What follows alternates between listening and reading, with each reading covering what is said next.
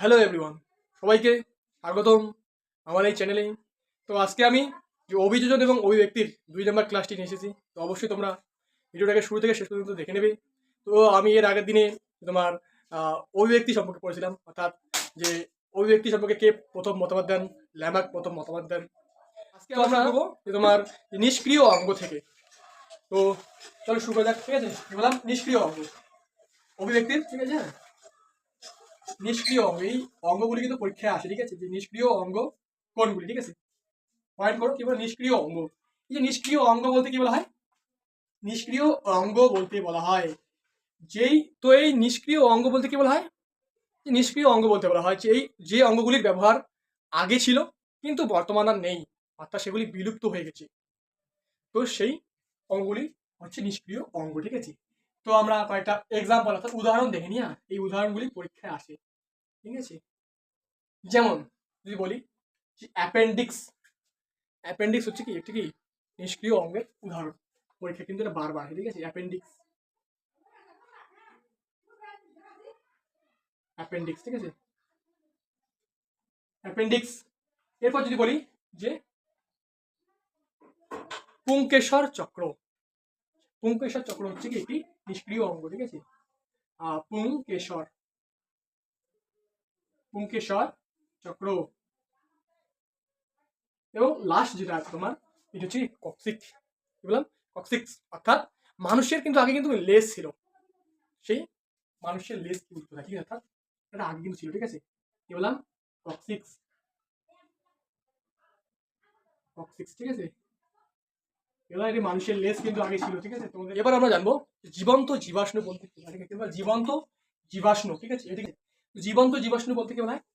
অর্থাৎ যেগুলি আগে যেমন ছিল ঠিক বর্তমানেও ঠিক একই রয়েছে, অর্থাৎ সেম রয়েছে। তোমরা কয়েকটা উদাহরণ দেখে, ঠিক আছে? জীবন্ত জীবাশ্মের উদাহরণ, ঠিক আছে? এটি কিন্তু পরীক্ষায় আসে যে জীবন্ত জীবাশ্মের উদাহরণ দাও কোনগুলি, ঠিক আছে? এক নাম্বার যেটা লিখে রাখো যে পেরিপ্লাস। বললাম পেরিপ্লাস, ঠিক আছে?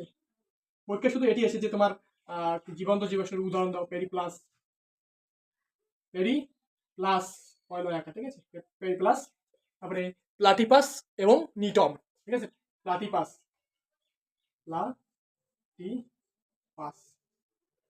কমা নিটম, এই তিনটে কি বললাম? পেরিপ্লাস, প্লাটিপাস এবং নিটম হচ্ছে কি তোমার জীবন্ত জীবাশ্মুর উদাহরণ। এরপর আমরা নেক্সট দেখে নিই যে সমস্ত অঙ্গ।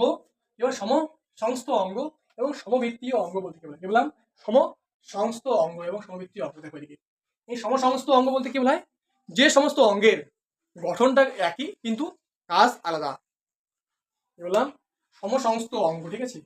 সমস্ত অঙ্গ গঠন কি হবে? গঠন একই কিন্তু কাজ যেটা আছে, কাজ, সেই কাজটা হচ্ছে কি কাজটা আলাদা।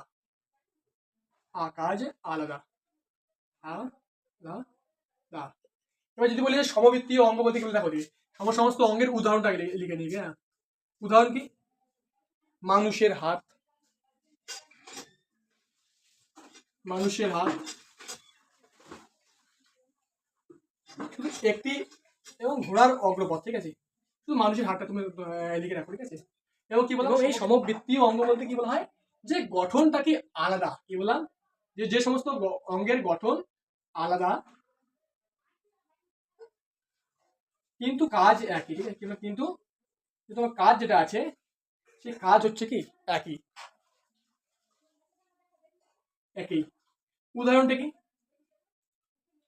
পাখির ডানা এবং প্রজাপতির ডানা, ঠিক আছে? কি বললাম? পাখির ডানা এবং প্রজাপতির ডানা, ঠিক আছে? প্রজাপতির ডানা।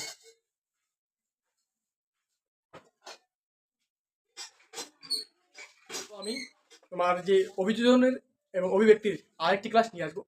তো আজকে এটা 2 নম্বর ক্লাস শেষ হলো। 3 নম্বর ক্লাস নিয়ে যাবো। তার আগে আমি তোমাদের একটি গুরুত্বপূর্ণ কোয়েশ্চেন, ঠিক আছে, লিখে দিই, ঠিক আছে? এটা কিন্তু প্রশ্ন মানে পরীক্ষায় আসে, ঠিক আছে?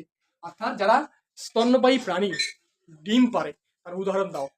এটা কিন্তু মানে বিভিন্ন এক্সামে আছে, ঠিক আছে? তোমরা লিখে রাখো, ঠিক আছে? এটা এক্সট্রা করে তোমরা লিখে রাখো যে স্তন্যপায়ী প্রাণী যারা ডিম পারে।